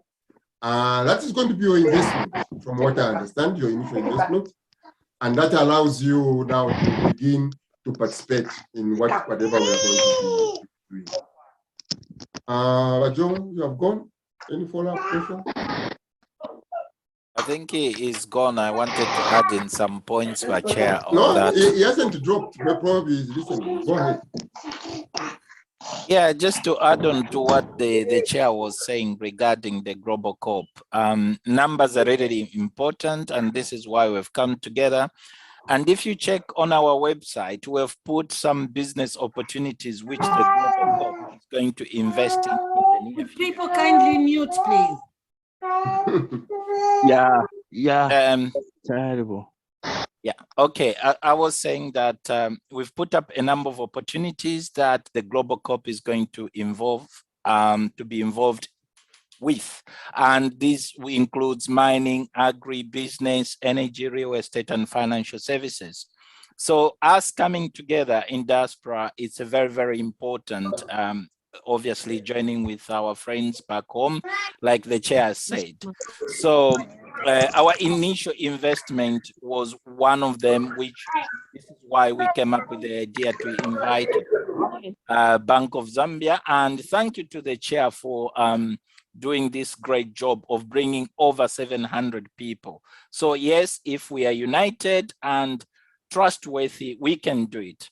The problem that we have, which we want, the myth, it's a myth, and it's something that has made us to lag behind in terms of our friends. If we look at the Asians, the Nigerians, those people have come together and the unity have trusted themselves. So the most important thing which we're asking is for people to come up with an open mind, with a positive mind that this will be a success. And that's the feeling that the team, the Global Corp has.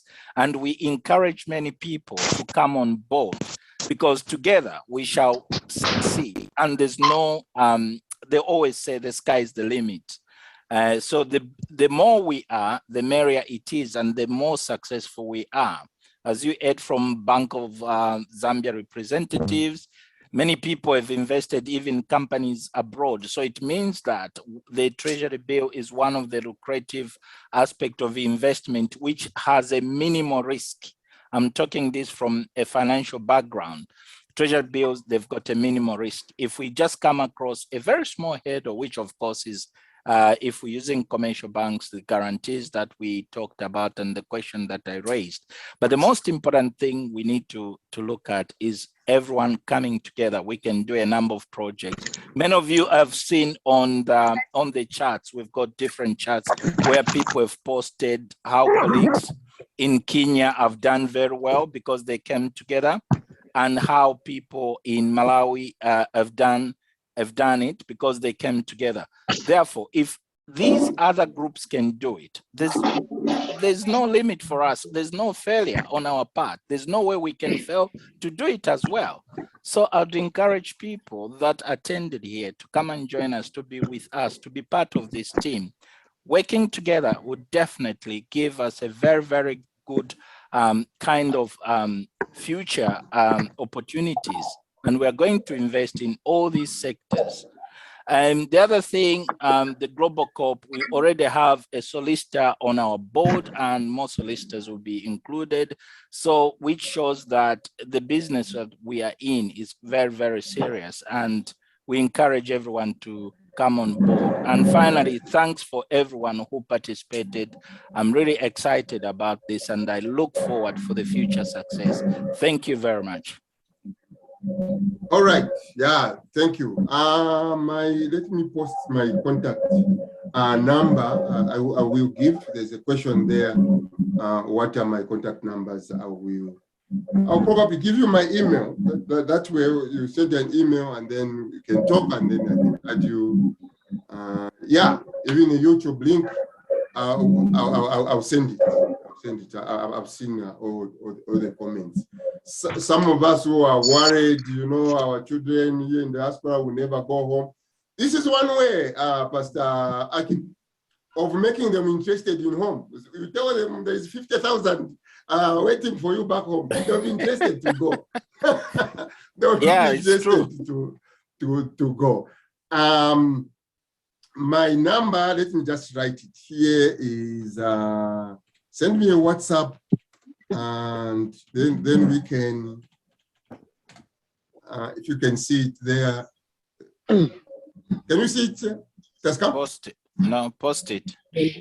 I've posted it. Maybe I've posted it somewhere else. I've posted it. Okay, so that was, and again, I've seen a lot of numbers, so I'll print this chat. Those who are saying add me on, I'll send you the link for the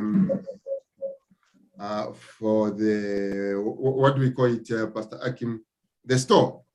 We have a shop where people are advertising stuff there, another WhatsApp group. So you join there. The main one is full, so you join the other one.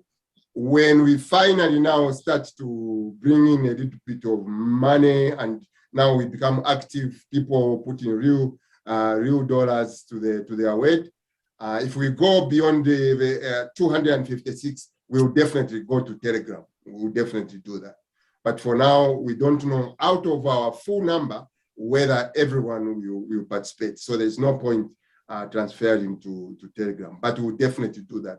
We are seeing your numbers, we are seeing your emails. I will definitely, maybe by the end of today, send to all of you. I'll send the link for you to join the other group. I'll really but Chair, a quick one. Go ahead. Through you, may the organizers of Global Core. Yes. Who is speaking?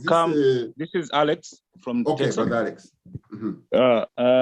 Through you, would the organizers come up with an app for this Global Co-op? It's easier when you have an app on your phone than always to have to search, going through a browser to search for the name of the Global Co-op. Okay, that's a good suggestion. Yeah, that's a good idea. We'll take it on board. Yeah, that's a good idea. On board. We are just maturing, completing our website, Brother Alex. So yeah, we'll definitely go. We intend to go I've just forward. gotten into the website and I've seen some things there. Yeah. Our aim is to reach at one point next 5 years. If we can reach 10,000 Zambians, that will be okay. And the reason for the website and what you have talked about, we really want to be transparent, because what has eaten us in the past is where people put in their money, their questions cannot be answered. People don't like that. We live here in diaspora. I invest with Well Simple. I don't talk to no one. I talk to the website. So we are doing our best to create a platform which I think what has killed us in the past, we'll be able to answer those questions. So thank you, Brother Alex, for that. Because this was a big. Go ahead. Chair, my name is O'Neill. I'm in Lusaka, Zambia. Welcome, I'm the one that was asking. Thank you. I was asking for your number. I didn't see it pop up, so I don't know what's the quickest way. I don't know if you can just mention it for me right now, and then I'll chat you up. Okay. There is somewhere I sent it. Maybe I just didn't know which one is you. No, I missed your name. Oh, I see. Where I'm posting here, it is telling me participants. But okay, my number is 1. If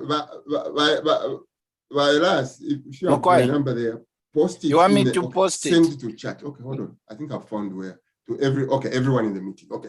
Good. I found where to do it.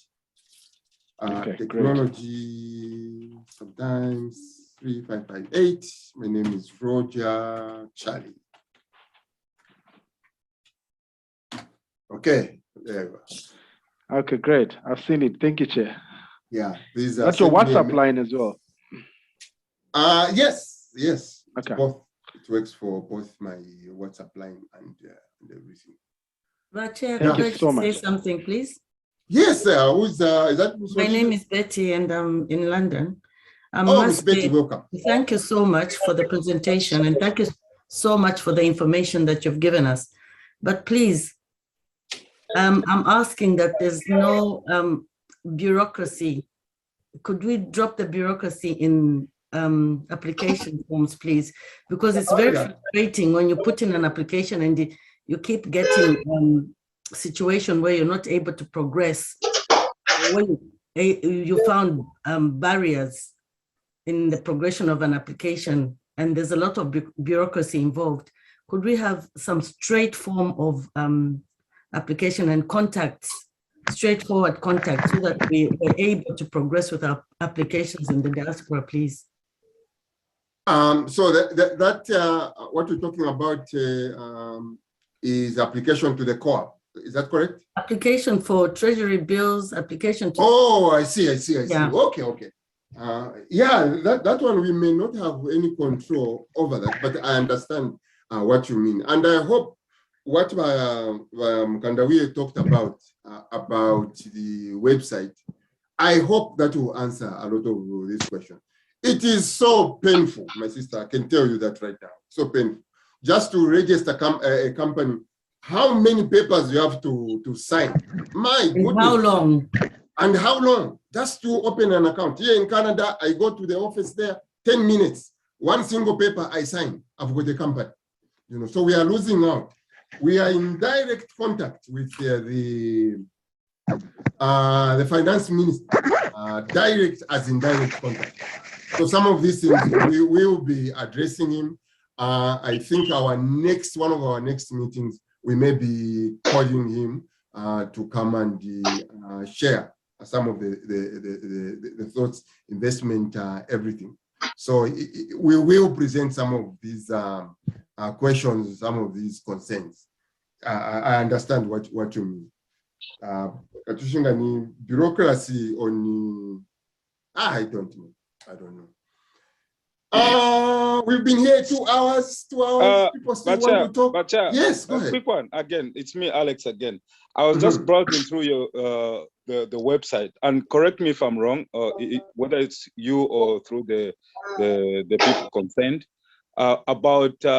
You spoke about the fact that what has eaten these organizations in the past in terms of foreign consent is lack of transparency and stuff like that. Having gone through the website, and I want to be corrected if I'm wrong, but I've noticed I haven't seen where the bylaws are placed, and maybe they are written in another format or different name. But I was just browsing through and I didn't see any bylaws, because to me that would be my starting point if I have to invest money in a particular project like this. Good point. Please. Good point. We are in the process. That is a fresh act, very, very fresh website. Okay. It's not complete. LLC, what is called the LLC operating agreement. This is why our members who are fidgeting, they want to invest. Do it now, do it now. This is one of the things which is holding us back. Some of the lawyer fees we are hearing in America are out of this world for a small company like ourselves. So yes, we are developing an operating agreement, which you are going to sign and say, okay, I agree to this agreement, or I disagree. I can't go on. It is coming, my brother. It is definitely. Okay. Then I'll just go ahead and give a benefit of doubt, because I've already registered as a member. I've given my little dollars to it already, but wonderful. That's wonderful. Already. Yeah. A step of faith, brother. A step of faith. Okay.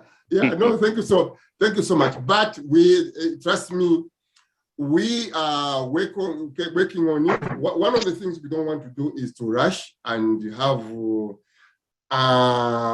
too many questions ahead of us. Okay. On the other hand, we also want to invest this coming waiting too much. So we are trying to do a small preliminary agreement where we can agree that after when the actual agreement comes out, I'm not happy, you can be given 100%, probably.